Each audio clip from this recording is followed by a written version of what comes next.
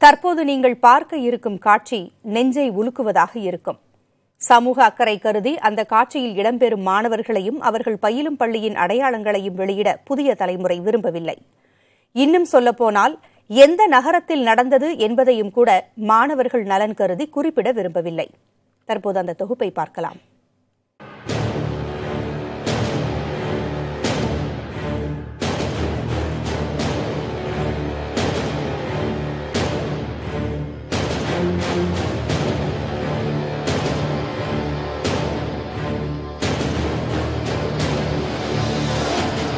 பள்ளி செல்லும் சிறார்கள் மது பழக்கத்திற்கு அடிமையாகியிருப்பதாக அதிர்ச்சி தகவல் கிடைத்தது.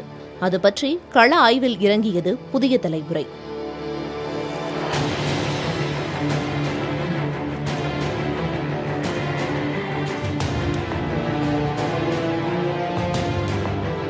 டாஸ்மாக் கடை அருகே அரசு பள்ளி சீருடையுடன் மாணவர்கள் 2 பேர் புத்தகப்பையுடன் காத்திருந்தனர். காலை 10:30 மணி என்பதால் அப்போது டாஸ்மாக் கடை திறந்திருக்கவில்லை. ஆனால் அவர்களை எதிர்பார்த்து காத்திருந்தது போலவே ஒரு நபர் மாணவர்களை நோக்கிச் சென்றார். அவரது 2 கைகளிலும் மது பாட்டில்கள். கள்ளச்சந்தையில் மது விற்கும் அவர் வாடிக்கையாளர்களை கையாள்வது போலவே வெகு இயல்பாக மாணவர்களிடம் மது பாட்டில்களை கொடுத்துவிட்டு நகர்ந்தார்.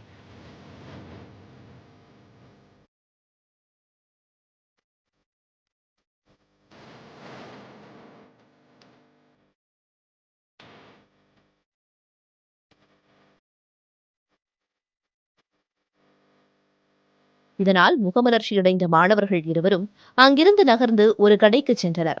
அங்கே தண்ணீர் பாட்டிலும் நொறுக்கு தீனியும் வாங்கி புத்தக பையில் வைத்தனர்.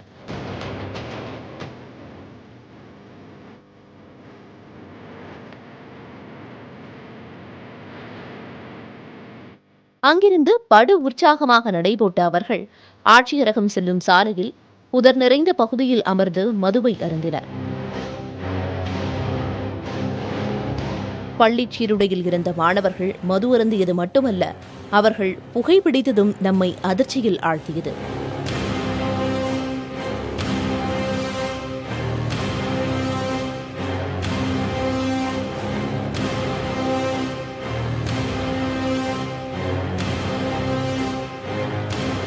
மதுவும் புகையும் முடிந்த பிறகு அங்கிருந்து புறப்பட்ட அவர்கள் சற்றே தள்ளாடியபடி தெருக்களில் நடந்து சென்றனர்.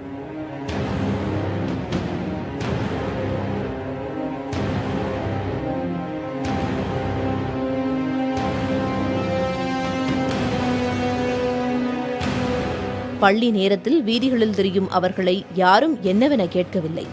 நாம் அவர்களை விசாரித்த போது ஆசிரியர்கள் திட்டியதாகவும் அதனால் பள்ளி செல்லவில்லை என்றும் கூறினர்.